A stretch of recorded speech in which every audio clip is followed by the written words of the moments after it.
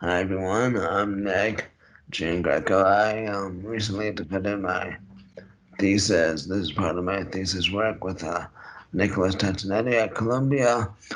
We generated a database of pediatric drug effects using data from the FDA, the spontaneous reporting reports from children spanning from birth through late adolescence, which is actually 21 years of age. And we asked the question, actually 500,000 questions. Do a drug associate or interact with an adverse event at different child development stages? The methods of the paper, which is cited here, kind of describes the method we use, generalized additive models, to ask this question across all observations of drugs and adverse events in the FDA's database. And we actually, it was drug ingredients, so on the ingredient level, so ATC fifth class.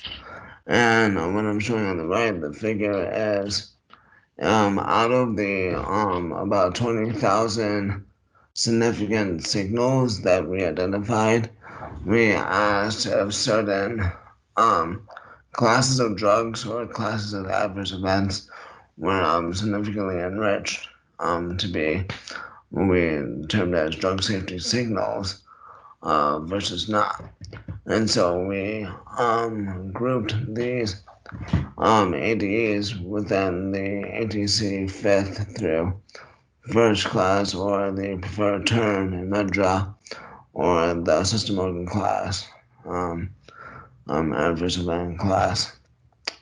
And we asked if there was an enrichment. And so, for example, say for drug ingredients, ATC fifth, and then in the matrix, if you look at the system organ class, on the top right, there was 36 that we found that were drug that we termed as drug safety signals that were in those drug and adverse event classes.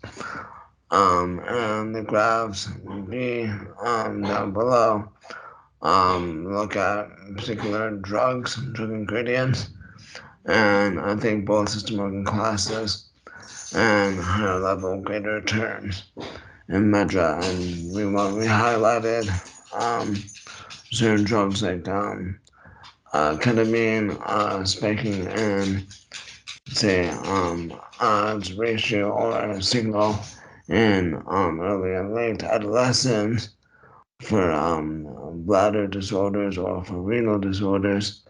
There were other drugs that seemed to have higher signal at earlier stages in childhood, and many of these we found to be corroborated by, I guess, clinical reports from the literature, as well as in consultation with a pediatrician or a team of pediatricians. And so, yeah, so this is one of the figures in the paper, and we included in the paper both, and also the paper's open access.